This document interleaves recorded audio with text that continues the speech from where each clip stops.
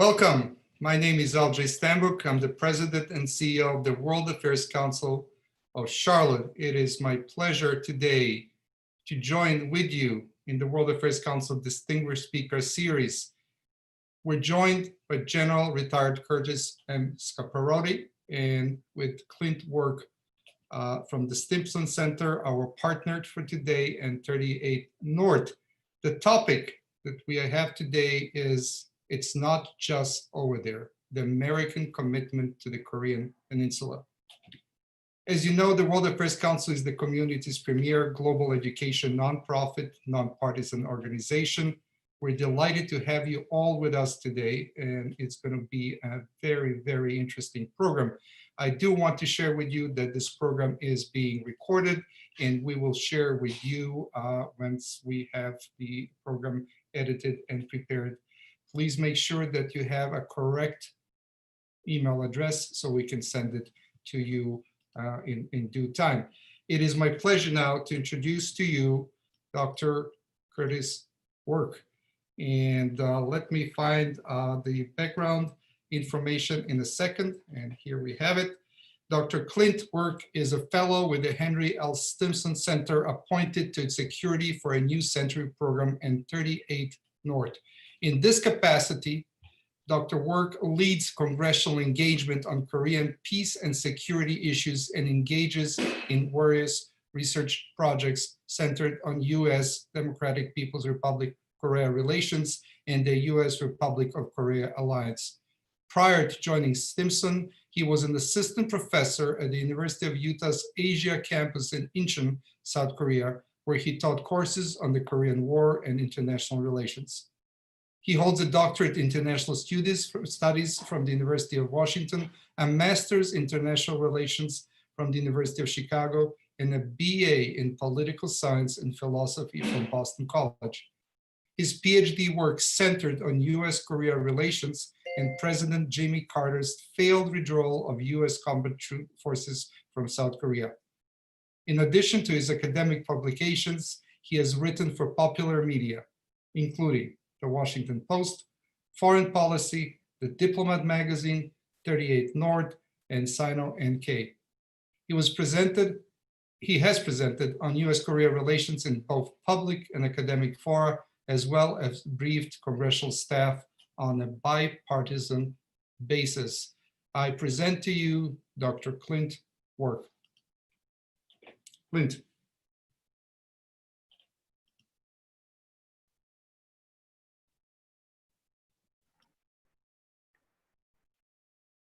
Thank you very much for that introduction, LJ. And thank you to you, Jesse Herman, and the entire World Affairs Council of Charlotte for your partnership on this timely and important event. Today's webinar is part of the Stimson Center and its 38 North program's state and congressional district outreach on Korean peace and security issues. And as originally conceived, this involved us traveling throughout the country and holding in-person events. But for obvious reasons, we've had to call an audible and adapt in how we carried programming to various locales. And the World Affairs Council of Charlotte was a natural partner in this virtual adaptation process. And fortunately, their wonderful outreach efforts have resulted in a very nice mix of folks from Charlotte and from the state of North Carolina as a whole. So we've managed to hew close to a local feel despite the virtual nature of the event. Now, as the title of our program suggests, a key message we hope to convey is that the US connection to the Korean Peninsula is not just over there, but that it links directly to the United States and really is as important today as it's ever been. In some states and congressional districts, this can be a difficult argument to make. However, North Carolina has several important links to the Korean Peninsula. First and foremost, 805 North Carolinians gave their lives during the Korean War. And in the nearly 7 decades since, thousands more have been stationed and served in South Korea. Additionally, North Carolina's military bases have both historical and contemporary links to the Korean Peninsula. For example, in 1968, 3 airborne infantry battalions from the 82nd Airborne Division, based at Fort Bragg, flew 31 hours nonstop from North Carolina to drop south of the Han River in a show of just how quickly the US could respond to a Korean contingency. More recently, the roughly 400-person 1st Squadron of the 17th Cavalry Regiment of the 82nd Airborne completed a rotation in South Korea, providing aviation support to the US mission there. But North Carolina also has important non-military links to the Korean Peninsula as well. The state exports 1.1 billion in goods and services to South Korea, which make up 8% of its exports to the region as a whole, and results in the creation of roughly 6,500 jobs in the state. Multiple major Korean companies invest in the state, including Hyundai, the Hyosung Group, and the Kumho Asiana Corporation, to name a few. And quite importantly, over 27,000 Korean Americans call the state their home. In sum, there are many important and enduring connections between North Carolina, the United States, and the Korean Peninsula. So it's in the spirit of that connection that we've organized today's program alongside the World Affairs Council of Charlotte. And I really don't think we could have arranged a better featured speaker in General Curtis Scaparrotti to headline the event. In 2019, General Scaparrotti completed a distinguished 41-year career in the US Army as the commander of US European Command and Supreme Allied Commander of Europe, or NATO. Prior to General Scaparrotti's leadership role at NATO and in US European Command, he served as the commander of US Forces Korea, United Nations Command, and Combined Forces Command in South Korea from 2013 to 2016. Indeed, he's one of only 2 US generals ever to have commanded US forces in Korea and then in Europe, which gives him a great comparative vantage point on our 2 most institutionalized and interoperable bilateral and multilateral alliances, respectively. He's also served as the director of the Joint Staff, commander of the International Security Assistance Force, the deputy commander of US Forces Afghanistan, the commanding general of First Corps and Joint Base Lewis McChord, and of course, as the commanding general of the aforementioned 82nd Airborne Division based at Fort Bragg. Additionally, over the years, he served in numerous key leadership positions at the tactical, operational, and strategic level of the US military, and is the recipient of numerous awards and decorations. So we're exceedingly pleased to have him join us today. And the format of today's program is as follows. General Scaparrotti and I will engage in sort of a semi-structured conversation for the first half, at which point we will then turn to audience Q&A. And just a few housekeeping notes, we have the Q&A function already open. So if there are questions that arise as we go through our discussion, please feel free to enter them there and we'll queue them up. I do ask, though, that you make them as concise as possible, 1 to 2 sentences tops, and we will get to them as best we can. So without further ado, I want to turn to the first question that I've prepared. And as you well know, General Scaparrotti, generally speaking, the underlying mission of US forces in South Korea is often characterized as deterring North Korea and then assisting in the defense of South Korea in the case that deterrence fails. However, this really does sound like the US mission and commitment is indeed over there. Why then should Americans and North Carolinians in particular care what happens on the Korean Peninsula?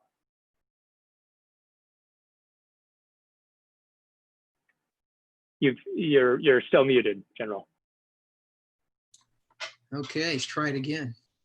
I just want to say to you, thank you for the invitation to speak to the Global Affairs here in Charlotte, and thank the Stimson Center, 38 North, and the Global Affairs Council for the support of this. It's a privilege to talk to you today. So why should we care? I think, Dr. Work, you started with a very good opening to that question, and that is that it's just not over there. It has direct connections to us. You talked about the North Carolinian economy and the connections there, but you know, the U.S. is Republic of Korea's second largest trade partner. They're our 6th. Within the Pacific, 60% of the global trade, GDP, goes through that area. It is connected, and we live in a connected world. So first of all, stability on the peninsula is paramount. And if there were not stability, we'd feel it. It would be not only a regional conflict, but it would have global impact very quickly. Second, I think is that, you know, we have a mutual defense treaty with them. We don't have one of those with a lot of countries, but we do have one with the Republic of Korea. And of course, we've got to be credible and respond to those defense treaties as a good ally would. The ally that we have in the Republic of Korea is a long and great one. This alliance is historic. It's almost 70 years now, and it is one where we came together because of the shedding of blood together to protect the Republic of Korea. And it has been intact since that time. So this is an ally that's very strong, and I'll talk about in some other ways a bit later how strong they are. But it's one that we have to be credible as an ally as well and come to their defense if need be. I've mentioned the economic one. The last one I'll mention is strategic ties. And that is that there are vital American interests beyond the economy as well. And that is our strategy within the greater Pacific, the Indo-Pacific. Korea sits in a strategic place. That node is important to us. And it is also a part of the network that allows us and other nations to ensure a free and open Indo-Pacific. And I'll just stop there for brevity, but we might get into that a bit later. Thank you, General. Yeah, you point out a really sort of salient fact that whenever you think about the Korean Peninsula, it's impossible not to then think about, in the case of any contingency, the regional and global effects that almost immediately arise as this key node.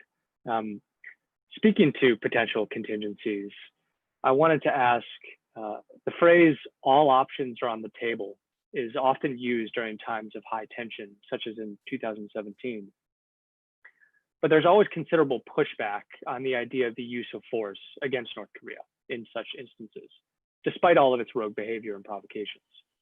So why do you think this is? And are military options or responses to North Korea's WMD ambitions really a viable option? Well, I think they are a viable option. There's obviously one we can't take off the table. We have, the enemy gets a vote in this. And as you know, North Korea votes fairly frequently. Yeah, just one of the things about becoming a commander there, obviously you go back and you talk to the prior commanders. And the consistent message I got from the commanders prior to me taking over in Korea is be ready, you will be tested. And I was. We had several crises in the 3 years that I was there. One in August of 2015 that we were very close to conflict. And so that's the first thing I would say to you. The second is, though, having been the commander there, is I am a strong supporter of finding other options beyond military options to bring this to resolution, to actually conclude the armistice, find peace on the peninsula. Simply because what you have there is you have the fourth largest army in North Korea, fourth largest military in North Korea, 1.2 million, arrayed actually in tactical positions. They're actually forward. They have their supplies forward. They have much of what they need forward as if they were going to attack. In defended positions, it's been built up over years, with thousands of artillery pieces that can reach Seoul, thousands of ballistic missiles, short range and medium range, that can affect South Korea and the region. A very large chemical stockpile. 4 or 5 years ago, it was the second largest in the world. It's maybe the largest now, but it's certainly in the top 3 or 4. And as you know, with a doctrine, it says they'll use it. So Seoul, their largest city, holds half of their population, 25 million people in Seoul, 5 times the density of New York City, all within artillery range. You could see what that would be like. I mean, it would be a horrific, high-intensity conflict, and we need to find a way to avoid that. That's the bottom line. North Korea, some estimates are that they could fire 200,000 rounds in an hour into the capital of South Korea. So this is a very dangerous foe that we have, and we need to be ready. And for that reason, everything's on the table with a nuclear-armed North Korea.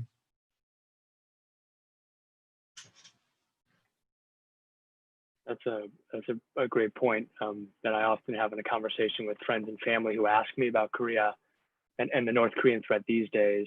It's, we may look at it as a strategic threat now, as something that could reach potentially the U.S. mainland. Seoulites and South Koreans, of course, have been living with this for decades. It is their existence.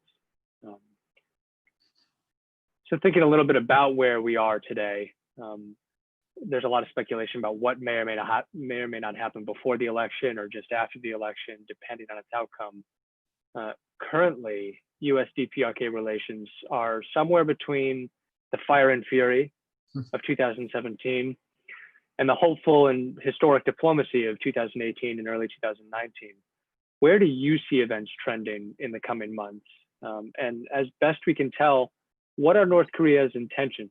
Always a difficult question to ask, or to answer rather. We've touched on some of the factors that complicate and hinder US and alliance policy in response. What complicates and hinders Kim Jong-un's calculations and North Korea's policy decisions? Yeah. So great question. I mean, first of all, I happen to think that we were making some progress post 2017 in terms of this maximum pressure campaign. I don't think that Kim Jong-un came to the negotiation table out of his, just out of some desire to have peace. I think he was in pretty dire straits at the time and determined he needed to do that. And he reached out to China as well, which he had not done prior to that time since he had become the leader. So I think we were making some progress. Well, I think there's obviously this stalled after the negotiations. And so now I think it appears to me we're back to the normal cycle of provocation by North Korea. They've returned to that. They sent a very, I think, clear signal with the destruction of the liaison headquarters to South Korea. They've said that they will not denuclearize. That won't be a part of the negotiations if they were to start again. Seoul's policy of détente is not making progress. Obviously, the destruction of that liaison building was a signal to say that that is ended as far as Kim Jong-un was concerned. And so, both the U.S. and South Korea are a bit of a stall, and North Korea has said that they're returning to the status quo, essentially, which they're very good at, as you know, over time. So I think at least in the coming months, we're going to see much of the same as we have in the past. Also set in the context of we have an election coming up. I think that has an impact on everybody's thinking, to include North Korea's, Kim Jong-un's.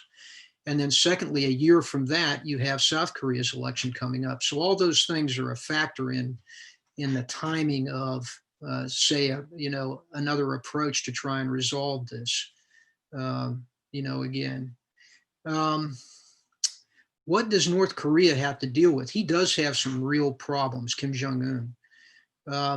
First of all, he has a very, very strained economy, made worse because of sanctions, and an economy that relies on China for 95% of his trade and what money he does exchange. The rest of that is black market for the most part. And so he's got a very strained economy. And the COVID has actually made it much worse. COVID has done what we have not been able to do in sanctions, essentially cut off his borders and make it very difficult for him to trade and to run an economy. I think North Korea is in much more dire straits than perhaps we comprehend at this point in time. And that too, I think, might have been part of the act to blow up the building here recently. It had a domestic purpose, perhaps, as well. And then finally, as you look at Kim Jong-un's position, he always has to keep three things in check. One is he has to keep the regime loyal. That's how he stays in power. Two, he has to control the information because as a dynasty, as a Kim dynasty, he has to continue that lie, and he has to continue to control the information that his people know. And he also has to keep the army and his defense strong enough to keep him in place and to deter, from his perspective, what he sees as his enemy or his challengers. And those are, he has a poor hand to play. My perspective, I took over right after he assumed the leader there. And, if you remember in the early part, Dr. Wood, there was talk about, is he capable? Is he a rogue? Is he rational? I think you'd probably agree he's really developed his capabilities in leading that country and his ability to play the politics over this time period more than I predicted he would when I first began in my tour there. Thank you, General. Yeah, this is this is also constantly a question: is the leadership rational? Are they crazy? My standard response is they're actually quite rational, indeed hyper rational, in large part because of the constrained conditions you outlined. They can be both, horrible human rights abusers, but still highly rational at the same time, which I think is sometimes difficult for folks to square. What I'd mention, I'd like to, your insight on this would be interesting, but while I was there, I met with, North Korean defectors, et cetera, pretty regularly. And when it comes to the rationality of the leader and North Korea, what I'm concerned about is their perspective, their worldview. I'm not sure it is accurate.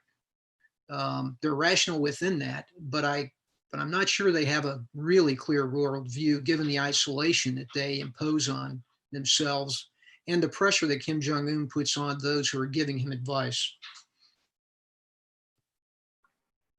Interesting, right? Their own worldview can help foster or exacerbate those very constraints, right? So I want to turn to a question, and this maybe can help us dig a little bit deeper, as you mentioned before, into the alliance. And something that's sort of in the ether these days, a question: does South Korea really need the US military presence there? By now, wouldn't their forces be enough to defend themselves against a North Korean attack? So, this is a question that comes up frequently, and I have great respect for the Republic of Korea's military. As a military and their individual leadership, which I've come to know well. It's a very modern army, a very modern military, as you said, and they also have a growing and quite good defense industry as a part of that nation and a 13th largest economy. I would say to you that, that's their goal. Their goal is, in fact, to lead the alliance, and we have an agreement with them to do that when they're ready. I personally don't believe they're ready to do that yet, although they're closing on that target. And that's primarily because of they need to develop specific capabilities in numbers, what we often call enablers, but for instance, communications, command and control, and intelligence, ballistic missile defense systems against a very, a very difficult foe with numbers of both artillery and ballistic missiles, and a developing nuclear capability. And then also just the ability to lead a large joint force. While they're a large force in and of themselves, this would quickly become something that in a full conflict that would be, as you said, potentially regional. And we would look to other allies as well, United Nations Command, perhaps. And so the leadership of a joint and combined force in high intensity conflict is challenging.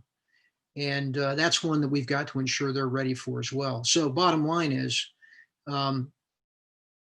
they need to be ready to take the lead, which they're moving toward now. And even once they take the lead, they'll need the United States just because of the size of the foe and the capability that they have. Thank you. I think without getting into the nuts and bolts of it, because it's pretty wonky, the issue of the transfer of operational control within the CFC is an interesting one. Some shameless self-promotion. I'll be writing an article on this in the coming week or so, so everyone stay tuned. We'll make sure to broadcast that.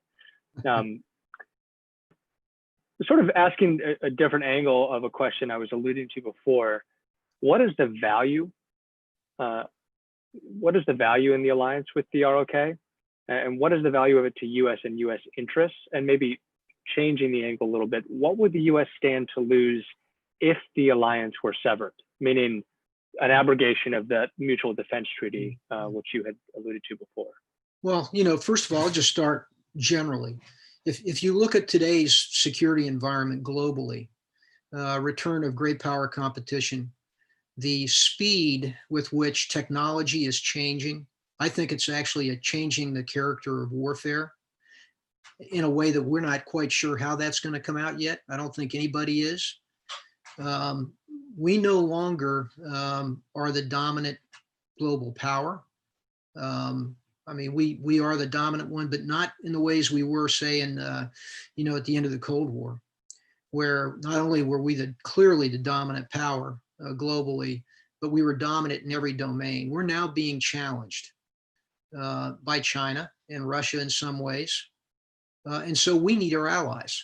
We need our allies to remain a global power and to ensure that we can ensure a world that is based on the rules-based order that was established after World War II, where you have human rights, you have free trade, you have freedom of the seas and skies. We need our allies, and Iraq is one of our best allies. Secondly, that ally happens to be in a position that's strategically critical to our strategy for those kinds of freedoms in the Pacific. And so we need them there as well. Finally, as I said, they're a special ally. The Iraqs they're tenacious. They've got a very good military, and we work well with them. So we learn from our allies as well, and we learn from the Iraqs. One of the things I think we have, you know, Americans have to a certain extent, I'm saying this as a senior commander, we've got to be careful that because we were the dominant power, military power for all these years, we tend to think that our way is the only way. And what I learned leading two multinational alliances is that we've got a lot to learn too. And the solution is always better when it's a multinational one. It takes a little more time. There's a little more complexity, but it's a better solution. And for that reason too, we need to, you know, retain our allies. Now, what would happen if we didn't have this alliance? Well, if we didn't have this alliance, I think that one, the deterrence of North Korea would not be nearly as effective. North Korea would be very happy with this. For them to make any progress on what their goals are, North Korea's goals, they have to split this alliance first. And so they would be very happy about that.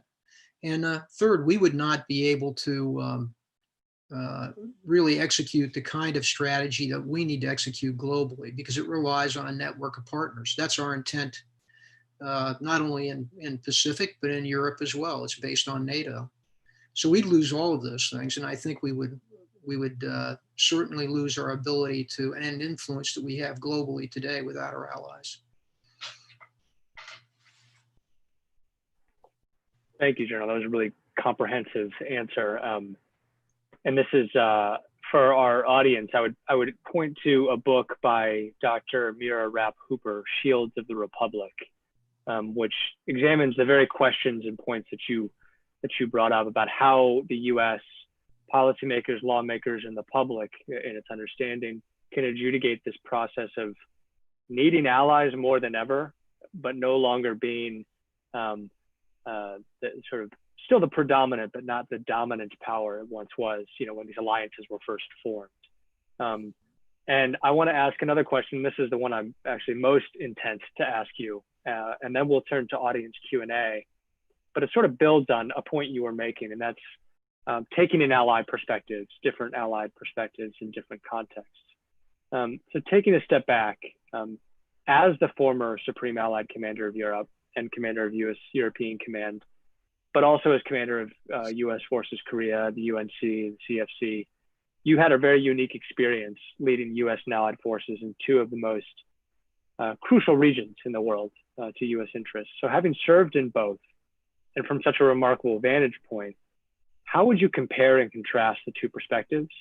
And furthermore, did your experience as commander in Korea, in particular working with the multilateral UNC, help prepare you at all for your time as commander in Europe? Yeah, so, you know, as you look at both commands, I mean, the first thing is that at the level of being the senior military commander, leading the U.S.-ROC alliance, for instance, or NATO, you know, there's a lot more policy than there is military. I mean, you spend most of your day on the political dynamic, the diplomatic dynamic of what you do. It's not that you're still the leader of the military. You're responsible for all those plans, but in order to put those things into place, you realize first off that it's really about the other elements of power, particularly the diplomatic element of power and the economic element of power. And the military just supports that in being effective. So as a commander, what did I learn? I mean, you really are immersed in how the other elements of power work and the role that you play in that. And so coming into that alliance, that was a challenge for me. And in an alliance that is so well established as a ROC-US alliance, it was helpful in the sense that while it is still challenging, it has generally one large problem, and that is North Korea. It is of two nations with another command that I led called the United Nations Command that had 16 nations in it at the time. And so between those two, you begin to work toward your objectives. So in that it was complex, but much more focused.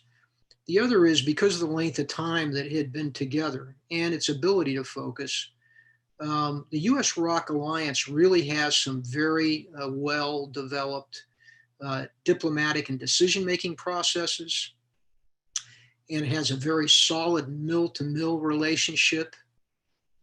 Its headquarters, for instance, the Combined Forces headquarters that I commanded was fully integrated. It was ROC and US side by side. And we had crisis action and response procedures that were not only practiced, but had been used. So leaving that for just a second, then you go to NATO. NATO is much more complex in the sense that it's 28, was 30 nations about the time I left, started out at 28. Therefore, much more complex just by virtue of the different interests that the countries bring to bear on any given problem, and multiple problems. It wasn't just Russia. There was a refugee issue as I took over in 2016. There's a terrorist issue without a doubt. And as I was working my way through those 3 years, China became more and more of a competitor and a security issue within the European theater. So it was much more complex.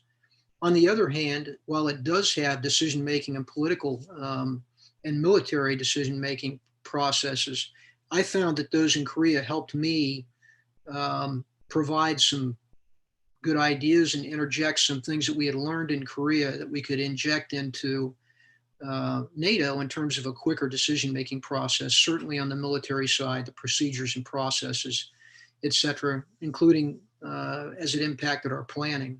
So I did learn a good deal that helped me as I moved into the SAC-GEAR position and the EUCOM command position, without a doubt. And then finally, I'll just close by saying that deterrence is deterrence.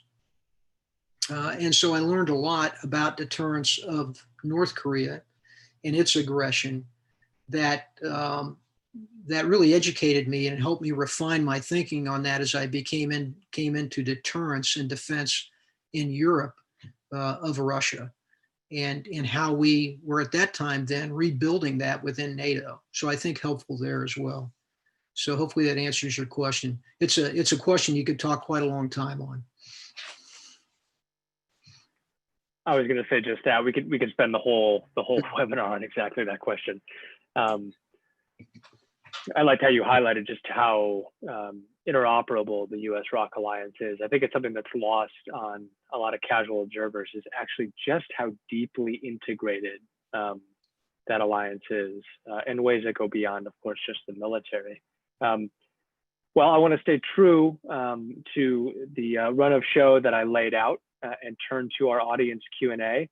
I have quite a few of my own questions in tow, just in case we didn't get enough, but we have quite a few.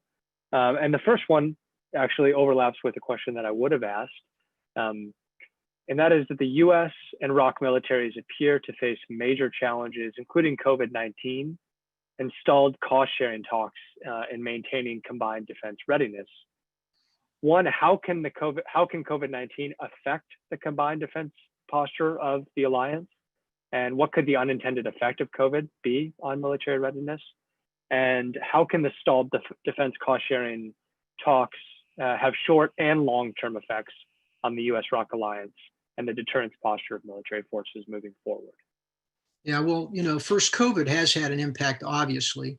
It actually had an impact on our ability to train, both ROC and US and as an alliance and with our other allies, in order to try and make sure that we kept the force healthy. So first we had to put in place, the processes that ensured the security of the force, put them into quarantine, and then coming out of that, ensure that that we didn't inject someone who was infected into the force. I would tell you that Korea probably has one of the best records globally of handling the pandemic. And US Forces Korea and the Korean force did quite a good job with that as well, in the way that they handled it, the regimen they put in place, and they were able to get back to training. Now, how does it affect that? We got back into training in the US side and the ROC side, but we had to keep it at lower levels. Company level initially, then battalion level. We're beginning to get back into exercises again, but you do that while ensuring the health of the force. The impact could be devastating. I mean, throughout history, there's been armies that have health issues that run rampant and really makes them, combat ineffective. That can happen. And so it has to be something that we pay attention to. And again, I think USFK and Iraq forces, from everything that I've seen, has done a very good job of that. The impact of negotiations. Well, if you have a stalled negotiation like this, then you begin to have things like, what's next? And North Korea has an opening then to make verbal statements, which they did for some days, and take action, like they did in the destruction of the liaison building, and also renewing new missile shots, etc. So as I said, I think we're back to where we were before, and to begin this negotiation again, there has to be some strong diplomatic work to convince all the parties that there is a way forward here and that we need to meet and that we can make progress.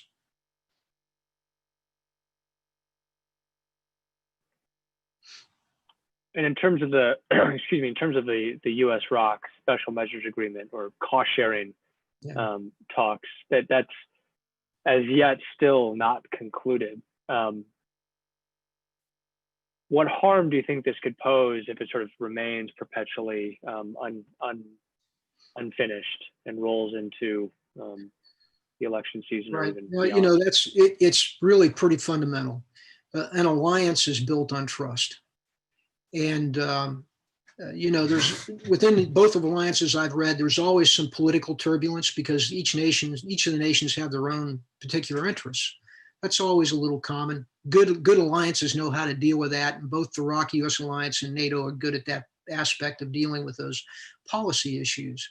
But it can begin to affect your military to military, alliance and cohesion as well. And that's just real important.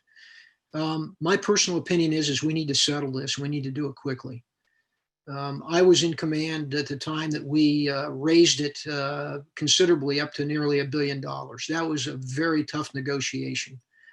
I think it was right. I think the ROCs did the right thing at the number that we came to. And at that time, just to tell you how this sets, I mean, that was, depending on how you look at defense spending for us, that was between 45 and 55% of the cost of our forces on the peninsula. Not to mention the fact that we're now at Camp Humphreys, our best military post overseas, which the ROCs paid 92% of, $10 billion. Not to mention the rail that they laid in there, the new rail, rail station that they're putting in for the convenience of our movement, our families' movements, etc. So they're a great ally who's paid, I think, as much as almost any ally we have in terms of burden sharing. So what's the problem? Well, we've asked them initially to increase their share fivefold, from 1 billion to 5 billion. It's now down considerably from that because I think that was actually unrealistic, and the ROCs did as well, and I agree with them. I just think we need to come together and we need to settle this. Again, this isn't just about, this isn't about us defending rocks. This is about our own national interests as well. We have reasons for being there, as well as supporting a great ally. And so it has vital interest for both the ROC and the US, and we need to come to terms with that and settle on an agreeable sum. We'll see the ROC Vice Foreign Minister is coming to DC later this week to meet with Steve Biegun. So maybe that will be a topic of discussion that they can hopefully hammer out. I imagine it will be. Fingers crossed. I'm sure it will be a topic of discussion. We'll see if they finalize it. A quick question, you sort of alluded to it, but people often ask it. COVID has disrupted military exercises, but they had been scaled down previous to that, surrounding some of the diplomatic efforts with North Korea. People are worried about the readiness, the effect on readiness this might have over time. So how important are the joint and combined military exercises that the alliance regularly holds, but has had to scale down really over the last 2 years? Well, they're essential for our readiness being the alliance readiness. This is complex business, and we have to train together, and we have to train those who rotate in. So the ROC military rotates their senior leadership pretty regularly, and they also have a conscript military. So those personnel serve 18 to 22 months, depending on what service they're in and what their MOS is. We rotate troops, the majority of them at a year's time as well. So when you go, for any length of time without training, then you're beginning to impact the ability of that force to know each other well, to understand our processes and procedures, our cultures, and how to execute our plans. And so these exercises that we have are essential with the ROC US, and we need to get back to training, is what I would tell you as a military commander. Second point is just deterrence. I would highlight that North Korea does a very large series of training events, and they have not stopped doing theirs either.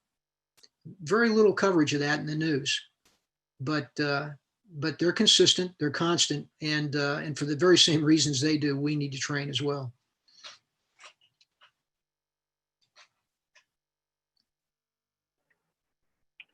We have another question here, often asked and an important one.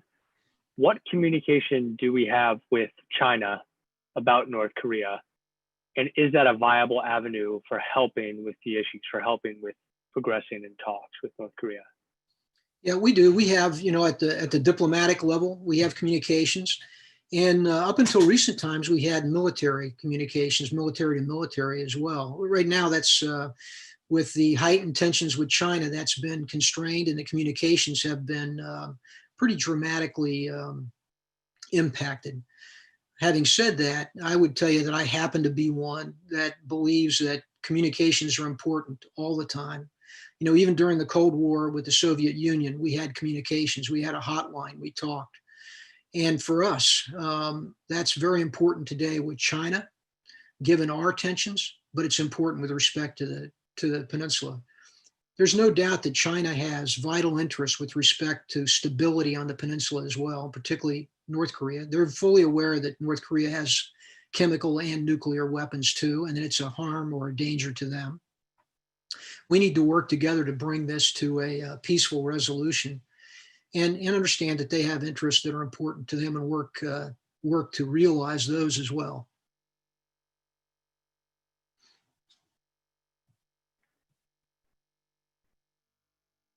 Turning to a question about, this is of course a little speculative, but it's often asked these days as well. It's widely anticipated that there will likely not be a meeting between Kim Jong-un and President Trump before the November election. Whoever is elected, though, how do you see the U.S. and North Korea talks and relations moving forward in the next presidential term, let's say in the next year, they've asked? Yeah, so, as you said, it's speculative. I will tell you what I think. I think that this cycle of provocation is probably going to continue through the election period. I think that regardless of the administration elected or the president elected, We should keep the maximum pressure campaign up, but we should take a multinational approach. We have to include the regional allies. We have to include Russia and China and their national interests in order to bring this to a peaceful resolution. As I said, China really controls their trade, North Korea's trade, their monetary exchange. They have a lot of power with respect to Kim Jong-un's decisions. They're a critical part of bringing this forward without conflict. So I think those two things are key, regardless of the administration. I think, too, we have to return to exercises. We have to ensure that we've got a strong US-ROC alliance, that it remains strong, and that we place a strong deterrence in place as well. And then finally, I think we need to be thinking about instability on the peninsula. This is something that's not discussed often, but I actually was concerned as a commander about instability that comes about through, famine. For instance, right now, Kim Jong-un is dealing with record monsoon floods, the worst crop that he's had in 10 years, and probably the worst economy that he's had in years and years in terms of the constraints by both COVID and the sanctions. And then, although he claims COVID has had no impact there, they don't have it. I doubt that. So, that could create instability on the peninsula. It could lead to a problem he can't resolve, or it could lead to a step by him to give his people something else to think about, all of which would lead to conflict in the peninsula and the region. So, I think that instability is another area that we need to be thinking about and planning for. So you brought up a point that relates to another question that was asked, and that's regime stability or instability, and thinking about examples of other regimes historically collapsing. And there's a question that I believe is alluding to the GDR, East Germany. And how do you think the fall of East Germany affected North Korea's world outlook? And has it made the prospect for some form of diplomatic settlement, never high to begin with, virtually impossible? Well, I think those, examples, and, Libya, for example, is another one, make this very difficult because Kim Jong-un, his first vital interest is survival of the regime, right? I mean, that's it. And if you look at the extent that he goes to ensure that, a very large security force, he is consistently rotating senior leadership to ensure that it's loyal to him.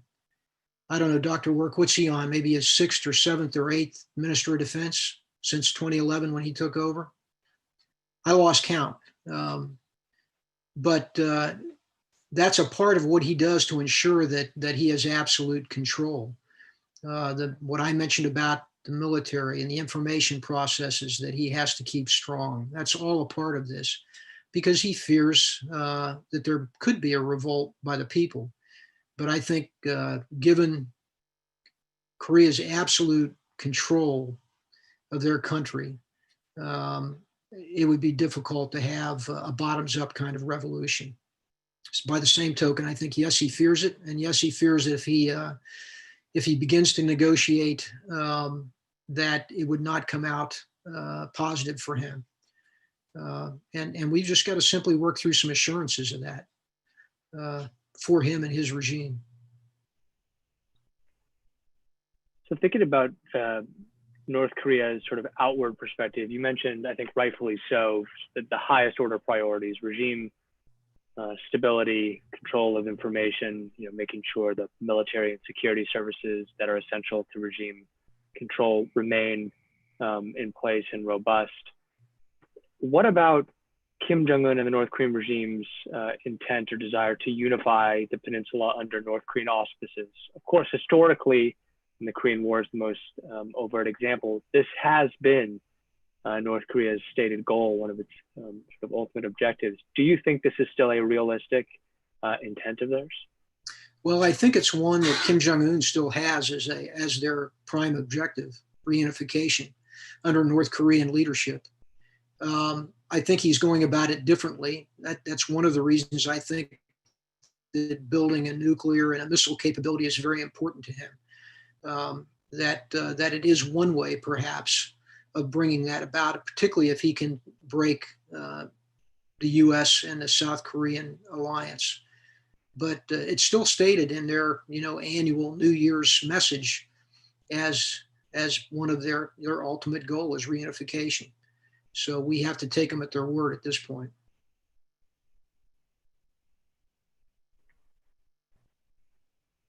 So looking at maybe taking ourselves back to just before the Hanoi summit, for example, there was quite a lot of discussion about one potential outcome being not a peace treaty, but a declaration ending the Korean War, sort of a political statement and declaration.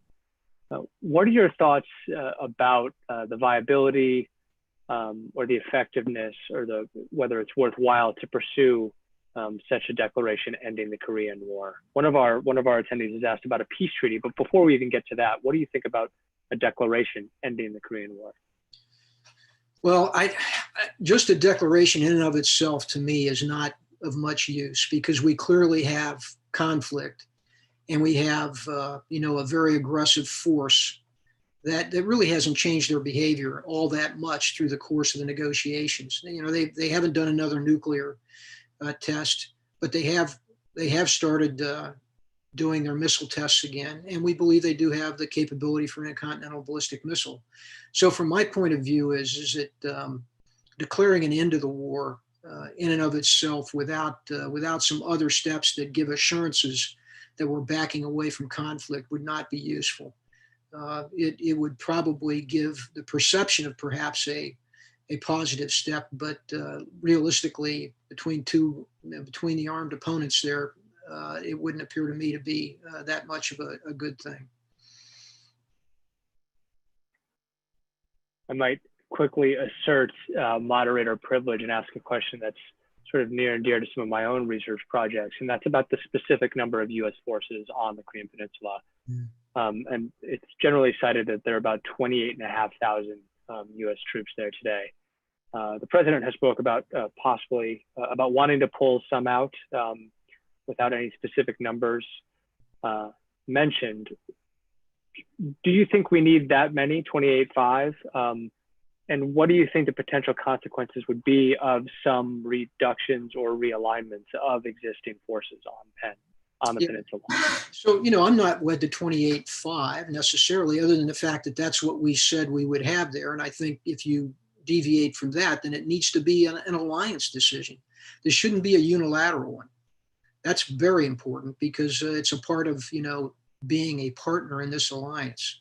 So if it's an alliance decision to change, whether it's to raise it or reduce it, then that's the appropriate means to go about it. And the second reason I say that is this is really not about numbers. It's about capabilities. And within the alliance, we know pretty well what capabilities we have and what we need to build and who's providing them. That will change over time. And as I said, technology is changing the character of war. So I suspect that, the numbers can change over time. But what's important is understanding the capabilities that are required. Now, having said that, I want to underscore the reason that's important. This is a conflict, as I said, with forces in place. If something were to start, it could ramp up very quickly. And for that reason, there is a specific foundation in ROK U.S. forces that you need to have in place immediately in order to establish the conditions you need to then both mobilize their force and move our forces into place that we would deploy. And so there is a certain foundation, and that drives, those numbers, but it should be based basically on capability and not number of people. Yeah, really interesting and crucial question.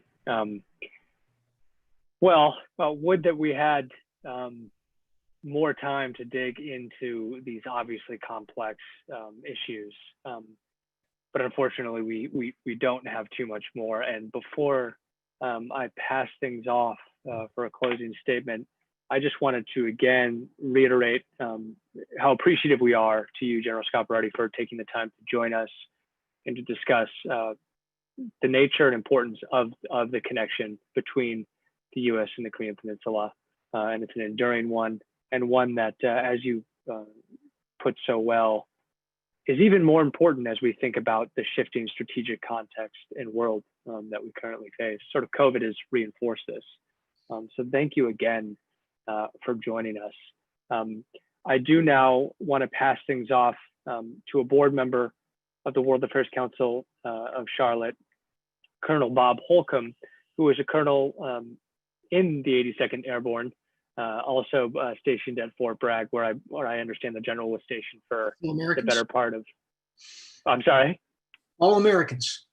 The All Americans, is that the name? Was also part of the All Americans. So we want to pass things off to him for a closing statement on behalf of the World Affairs Council of Charlotte. And again, thank you very much to the council for their partnership and wonderful outreach efforts. Colonel Holcomb. Thank you very much, Clint. I really appreciate it. As Clint mentioned, I'm Bob Holcomb, a board member of the World Affairs Council of Charlotte, retired Army Corps of Engineers officer. And on behalf of the board, I want to thank General Scaparrotti for his service to our country and on the politics, providing his insight on the politics and strategy that govern U.S. foreign policy towards the Korean Peninsula. I'd like to thank our members and viewers for attending this web-based event and supporting the programs of the World Affairs Council of Charlotte. And if you're not already a member of the World Affairs Council of Charlotte, you should be, because we do bring you rather pertinent and timely discussions to the landscape that affects all of our lives. So I want to thank you all for attending this web-based event, and I hope to see you again at one of our future World Affairs Council events. And thank you very much, Clint and General Scaparrotti. I appreciate it. I had a good time with the 82nd like you did, and we certainly share that common bond of Fort Bragg. So thank you very much for everything you've done for our country. Thank you, Bob, for the invitation, and to LJ, thank you as well, and to the Global Affairs Council there. And Dr. Work, thanks. I enjoyed doing this with you. Likewise. And just to reiterate, we'll have the video up on Stimson's website, as will the World Affairs Council of Charlotte, with whom we will share the video. So it will live on in perpetuity. One of the silver linings, I suppose, of COVID is we've gotten now all this virtual material. Well, take care, everybody. Thank you.